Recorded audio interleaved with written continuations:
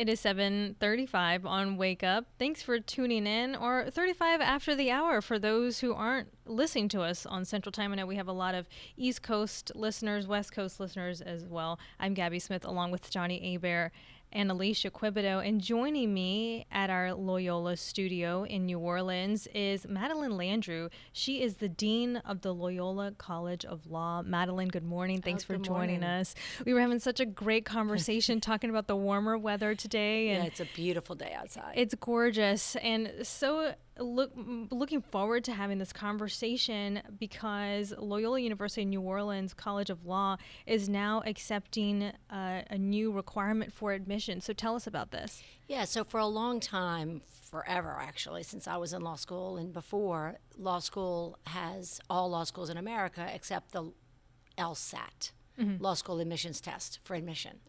And of late, the ABA, our accrediting body, has been exploring the possibility of the GRE, which is the General Graduate School Entrance Exam, being a reliable test for law school success. And we are just really excited. Our faculty really looked at this hard and decided that it is a reliable test and can measure success in law school. So now students who want to come to us can take the LSAT for sure, right? That's still a viable, reliable test, and I suspect that for a long time it will be the test that most students take because all law schools aren't accepting the GRE. But the GRE now expands the opportunity for Loyola to get a more diverse group of students because the law needs, I mean, I was thinking about it as I was driving in here today, Gabby, like the problems of the world are big and lawyers are out there solving them with other professions. But we need all sorts of thinkers, engineers, nurses. My husband's a nurse by first profession and a lawyer by second, right? So students who are in other graduate programs or thought they were going to graduate school elsewhere can now take their GRE and see if law school is an option for them. Okay, so I'm not familiar. I've never applied to law school, so I'm not familiar, and some of our listeners are in the same boat. So what else, before this decision was made, what was needed to be accepted? So if you are going to apply for law school, not only do you need a solid academic transcript coming out of college and your grade school. So for young people listening, if you're thinking about law school, grades really matter. You know, as you go along, you can't go back and fix those. So you need a strong undergraduate academic record, and you need to be a graduate. You have to have a bachelor's degree in something. But there's no pre-law. Like you can have a bachelor's degree in accounting or arts or theater or journalism is an awesome degree for law school. But you would take the LSAT, the Law School Admissions Test. And now you can use your GRE, which is offered many more times a year throughout the year. And it gives you as an applicant options. Do I want to go get my MBA? Or do I want to go to law school, or do I want to go get my nursing degree? Okay. Right? So you can take the GRE and see if, I mean, nursing's got another set of tests, but you can take the GRE and see whether or not it's a good enough score to get you into law school. So when does this start?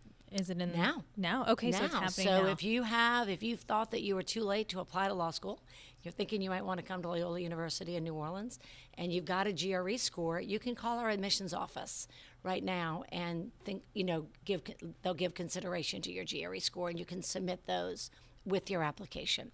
There's a link on our website about how to apply to law school and what to do if you have a GRE score, so people can just go to our website, which is law.loyno.edu.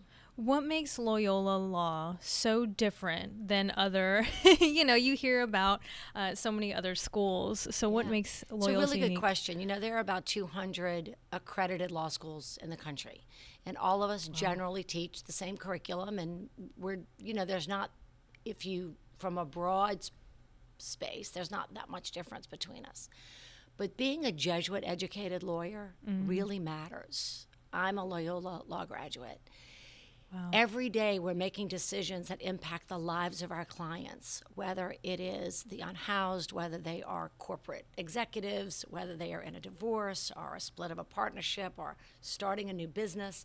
We're advising clients about next steps that really matter to their lives.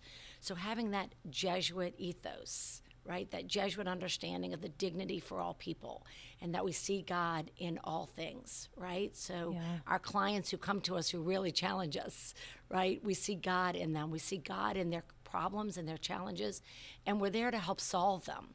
So having that Jesuit training, that Jesuit ethos, that Jesuit rigor, that academic rigor, I think really matters to our students. It certainly matters to me as a dean. I'm so glad that you said that.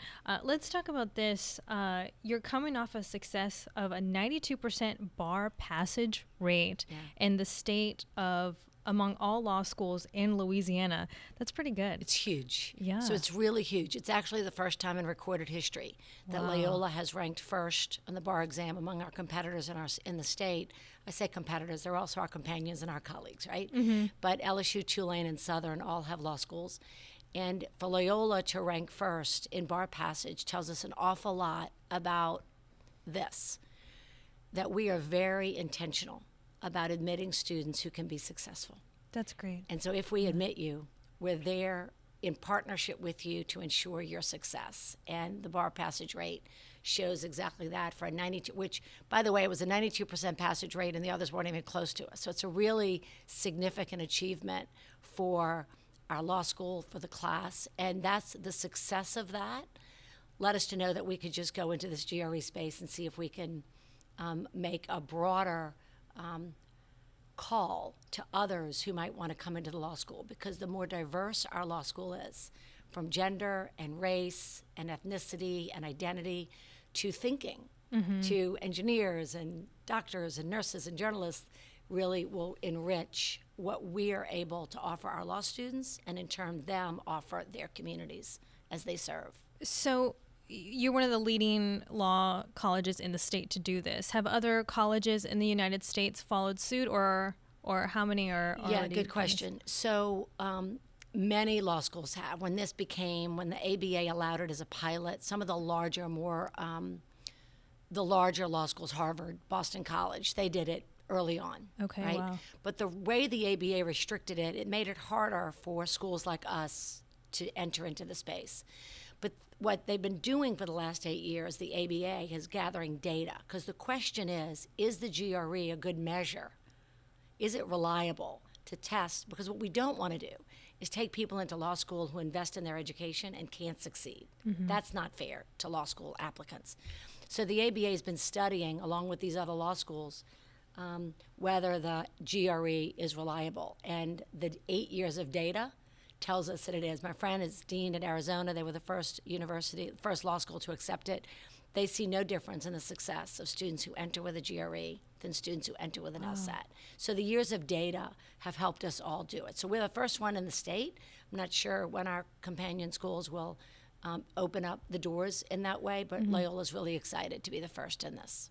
So we're into the spring semester. How is it going so far? So it's great. We started online for 2 weeks to get us through the surge. Right. President Tetlow and the university were very intentional about that, right? No need to bring folks back during the surge, but we're now in person. Yeah. We've been in person for a lot of the COVID pandemic, because our commitment was to not let the pandemic get in the way of people's dreams. Oh, yeah. So we've continued as much as we can, and our students, I'm so proud of them. They have managed through, and they've muscled through with online and hybrid and in person, but we're all now in person, and we've got 0 cases on our campus right now because our safety measures are in place, and we really approach our law school the way the Jesuits approach all things, which is cura personalis. We take care of each other, and we're in community. So it's been a really great experience.